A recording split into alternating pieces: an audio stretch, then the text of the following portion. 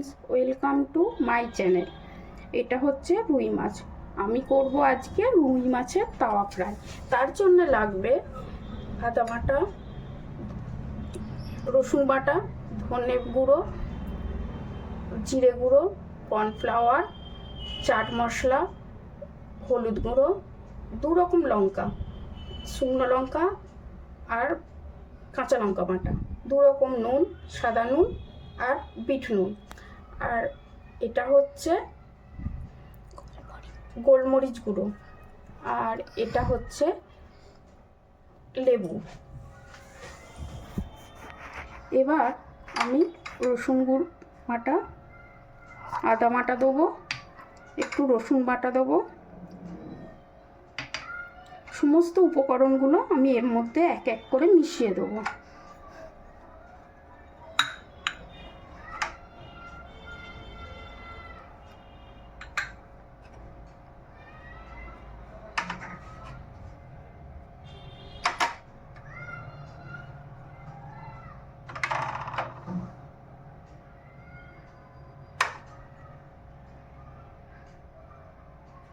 পরিমাণ মতো কর্নফ্লাওয়ার আর পরিমাণ মতো লেবুর রস।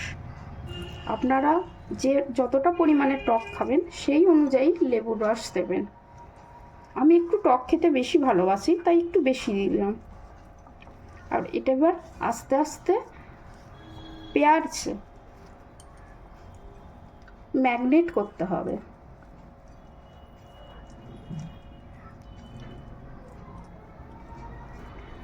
এটার মধ্যে পড়বে আর একটু কাঁচা সর্ষের তেল। এর মধ্যে দিতে হবে একটু কাঁচা সর্ষের তেল।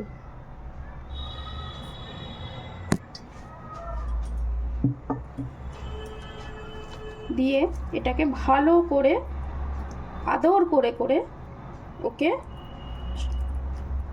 সাবান মাখানোর মতো মশলা মাখাতে হবে। মনে করুন ওকে আদর করে করে ওর গায়ে শীতকালে ক্রিম মাখাচ্ছেন।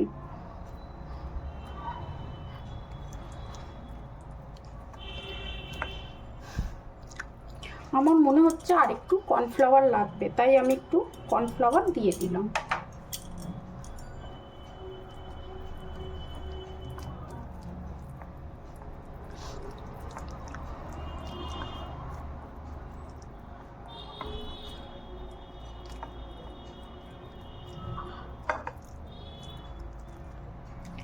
এইভাবে প্রায় আধা ঘন্টা থেকে 1 ঘন্টা ম্যাগনেট করে রাখতে হবে। আপনাদের হাতে টাইম যদি না থাকে অন্তত পক্ষে 10 মিনিটও ম্যাগনেট করে রাখবেন।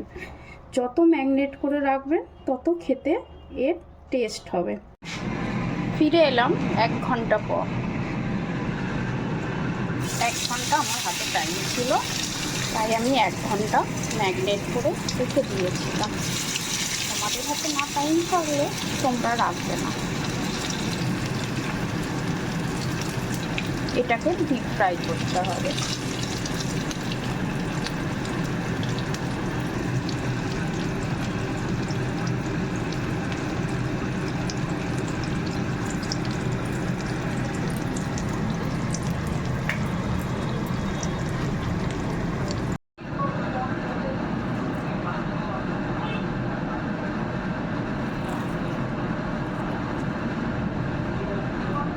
খুব গরম।